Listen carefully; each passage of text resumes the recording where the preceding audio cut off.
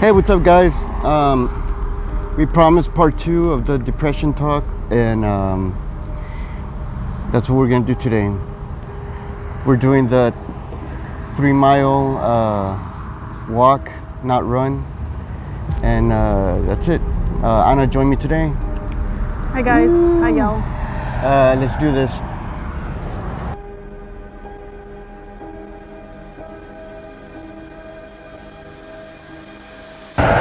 Howdy guys. How are y'all doing? This is our part 2. Last time having some technical issues. Again, we appreciate all the support that we've been getting.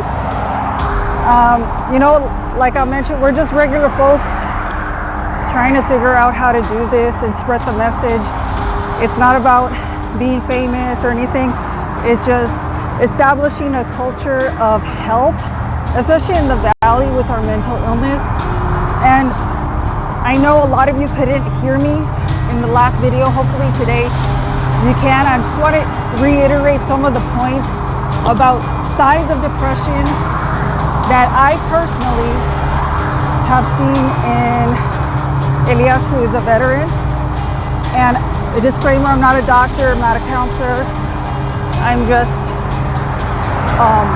somebody who is in a relationship with a veteran who's experiencing on a weekly, monthly, daily basis, who struggles with anxiety and depression.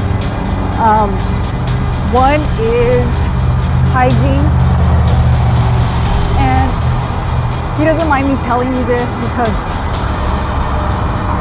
we really don't have to, what was I gonna say? Well, I don't mind her talking about this because, this is a journey of overcoming and facing the things that we at times tend to ignore or don't want to listen to.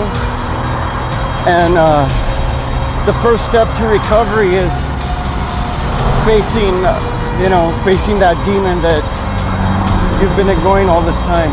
Yeah, so. And hopefully it'll make you more conscientious of people in public. When I talk about hygiene, not taking showers, somebody smelling bad in public, you gotta be very non-judgmental. You don't know if they're experiencing hardships, maybe their water's turned off. Financially, that creates a lot of mental issues. Maybe they're struggling, they're deep in the throes of depression. Some people just can't muster up the energy to brush their teeth, let alone get out of bed and interact. And then you have people who are functioning, they're able to function in the real world with their depression. But with him, he'll tend to not shower, wears the same clothes. You said that like 10 times already. No, but and we're joking about it because you just gotta have some humor about some stuff, right? So as somebody, if you're a partner who's dealing with somebody with depression, don't be impatient with them. You might see it as them being lazy. Oh, they're not able to keep a job. They're not paying their bills. Yeah, on the surface, somebody might say, oh, he's lazy, she's lazy, this or that. Yeah, he's too messed up in the head or... Yeah, and he's saying that with all respect. Yeah, with all due respect. With civilians, because my perspective is obviously different. And I used to be one of those people that would be kind of harsh with him. I'd be like, hey, dude, what's wrong with you? Yeah.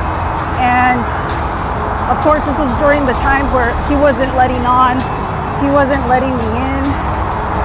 And so we didn't have that communication. I didn't have that understanding, but eventually he trusted me enough to start breaking down those barriers and letting him know. And one of the biggest things that I feel helped him was pushing him to just go to the VA.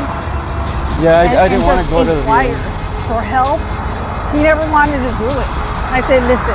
I was embarrassed. I guess like my point of view was, I was embarrassed. I didn't want people to think that I was, you know, mentally ill, you know. You think that because you're gonna go look for help, it's like you're giving up for some reason, but it's not like that. And when you go for help, you know, it's to better yourself. And everybody who is going looking for help should be applauded for that. That is the first step. And you know what? The hardest part of anything, whether it's a diet, a workout regime, is just getting started. Just taking that first step. Yeah, my first step took years. There was times when I would get depressed and I would literally just go and sit in the parking lot from the VA, you know, trying to make myself go in there, and I wouldn't. You wouldn't. And was it like 4 years ago? You know, I got let go of a pretty big company. I'm not mentioning any names. And it really affected me. I went downhill. You know, I stopped eating. All the signs, you know. Yeah, he lost quite a bit of weight, and this was a very pivotal, important event that happened because it was a good company. He's finally making some great money. He was traveling the world. I mean, we just felt, wow, we were at the top of our lives. We were happy. And guys, it's just a reminder, you and your spouse, family, might be having a great time in your life, but in the turn of events, on a turn of a dime, you could be in a different situation the next day. Yeah. So ultimately, he was let go.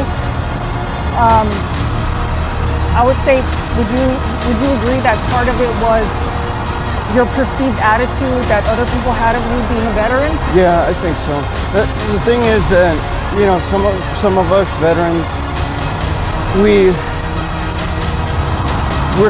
some of us, not all of us, some of us are loud like I was, you know, and loud in the respect that you're proud of your service. And I would speak about stuff that, you know, like not the dark shit, but like some stuff to the guys. And I remember one time I was talking and okay, all right, yeah,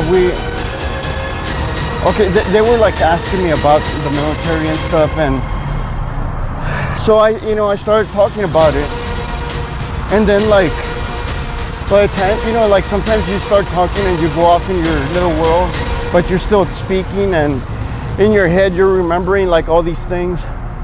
And then by the time I don't think I ever told you this. I had gone to San Antonio for some meeting, and we got together with like these owners from this business that I'm not gonna mention. And I was talking about the stuff, and by the time I knew it, like I look up and like everyone's just quiet, like, and one of the guys says, well, that's what happens. And then like it was awkward for like a couple of minutes, and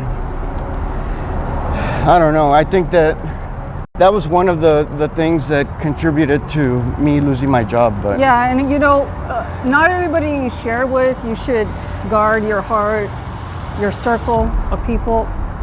They don't have the best interests, and I think that was used to out you as an excuse to get somebody else in your position, because there was a lot of money involved. Yeah, well, the guy got his brother in it. As soon as he got rid of me, he got his brother. Yeah.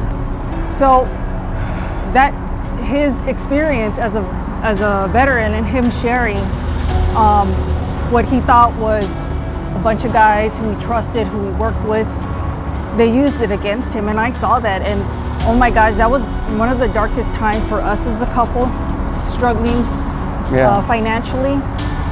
And I remember it was pretty tough. It was the ugliest feeling. I had the ugliest feeling in my stomach, And you know, it was just picking up the pieces from there on out. Oh, we go through here? Or Yeah, so going back to the signs, he wasn't eating, wasn't taking care of himself. And one of the biggest things I kept telling him, go to the VA, ask for help, because there was only so much that I could do as a person, and I felt like a failure. I felt like I wasn't getting to him no matter what I did. He would always say very ominous things about possibly ending his life. my point of view then was, you know, I'll admit it right now that I was, you know, thinking about that, you know. I felt like a failure, you know. Sorry. Okay, sorry. Fuck. So what he was trying to relate to you guys, he got emotional. He said he felt like a failure. And I know as a man in a relationship, when there's a loss of a job, the man feels inadequate because he feels I'm the protector, I have to provide. Yeah, it was a dark time indeed. Actually, you know, Anna kept telling me, we're going to the VA, you know? And it was one day when she was in front of, it was one of her, it was one of her, do you want to go? But they're going to turn, no? Yeah. Can we go? Thanks. It was a spring break. And it was, she's like, you know what, we're going on spring break no matter what. And I, like, you know, I was like, just saying, yeah, sure, you know, like, I'll go. Which, I didn't think she was gonna go with me. Because the other times, I would say I was gonna go, I would go and I'd just sit there in the parking lot. Well, I was working, so I worked during the day. Yeah, so this time, she actually, I was off for spring break. Yeah. And we went and I was like nervous, you know, like his palms were sweating, I remember. Mom spaghetti. And I just held his hand. I said, the worst they can say is we can't help you. Yeah. That's it. I said, it's gonna be okay, it's gonna be all right. Knowing myself, I didn't know what the outcome was or how he'd react, but it's kind of like in a relationship. We're wearing backpacks, which is symbolic of the ruck mark. And as his partner, I held his hand. I said, the worst they can do, babe, is just tell you that we can't help you. Even me, I put on a brave face. I didn't know the outcome or how he was going to react to it. He had sweaty palms. His heartbeat was racing. I remember he said, my heart is racing. But us wearing the backpacks, we wear it because in ruck marching, it's symbolic of what our soldiers are out in the field carrying all that weight in the middle of the heat. Well, in a relationship, it's my belief that you guys take turns carrying each other's backpack. When one of y'all, think of it climbing a mountain or just on a journey, you guys are walking together down a path. You both have heavy backpacks. The backpacks symbolize problems, and it becomes too heavy for your partner, whether that's the male or the female, and you carry their weight for them. Yeah. And he's been there for me when I've had my anxiety, my episodes, when I lost my dad and experienced my first ever loss of a parent. He's been there for me. So that was the first step, and I told him, I'm really proud of you for actually going through with it. And that's what battle buddies do. Yeah. We gotta be there for each other, you know. Like she said, it's that same concept that, you know, we go to war too, you know. You're there to bring your buddy back home. You're not there to bring yourself home. You're there to bring your buddy home. Yeah, and in anxiety and depression, if you don't have, or if you find that person you're able to just talk to them, you need to hold on to that person, whether it's a friend, whether it's it's a boyfriend, a girlfriend, a spouse, Yeah. husband, wife, because you got to protect each other. Like, it goes back to him sharing with his coworkers. Those people didn't give a shit. Yeah, they Excuse my don't give a shit. language. Yeah. They probably look down, and a lot of people in our society look down on veterans. They have an opinion. It's kind of like going back to the Vietnam War. Yeah. And I think because he shared that, he was vulnerable, they took that and ran with it. They're like, hey, this guy's not going to be a reliable employee. Let's get rid of him. But it ties in with that whole experience, and then just getting to the VA, taking that first step. I had to remind myself that I've done so much more than those people that, you know, I could care less. But the thing is, people in the workforce, a lot of them don't care about you being a veteran. Yeah, they don't care. They care about number one, that nobody cares about anybody else anymore. That's why we have to be the change for that, because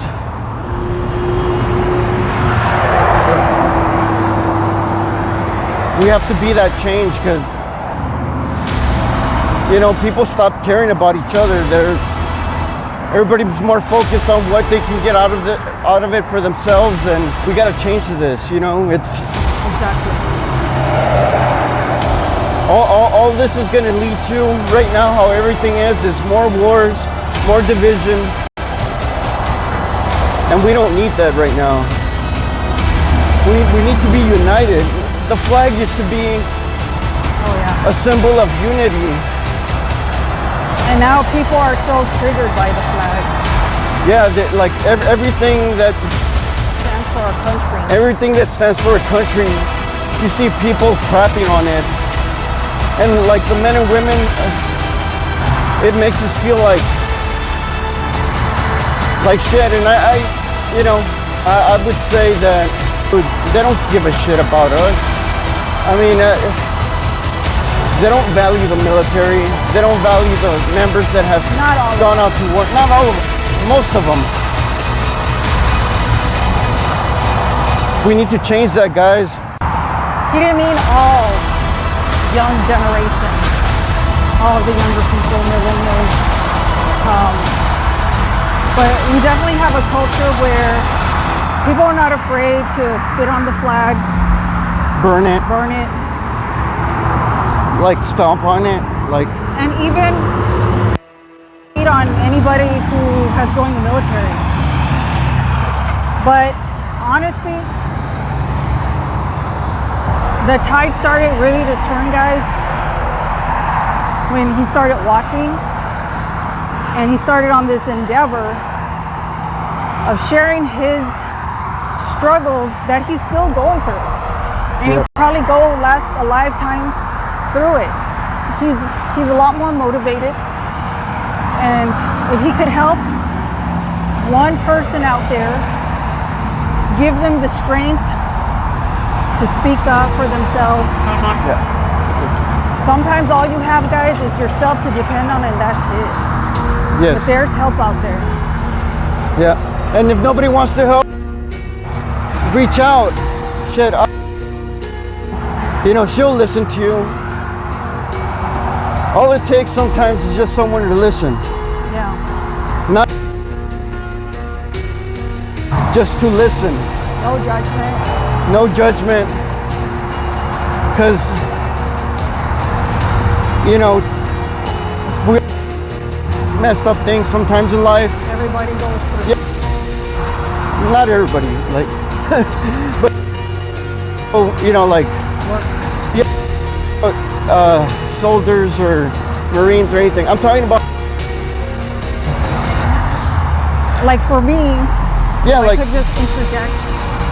I'm a teacher, and they place a lot of emphasis on especially after the pandemic. After the pandemic, there was a great outreach. A lot of money was spent on becoming more aware of our students' mental health. And we did that. And I try to be there for my kids. Some days it wasn't even about the lesson. It was like, hey, how are you doing? Are you okay? You know what? A lot of these kids went through so much stuff, but when we would turn around and we would ask for help, nobody was there to help us with our mental illness, the teachers. And it was a real stressful time. It still is. All right, guys, we're gonna go ahead and end it here. And thanks for joining us. Like, share, subscribe. This is gonna be a part 3. All right, guys. See you guys. Bye. Love you guys.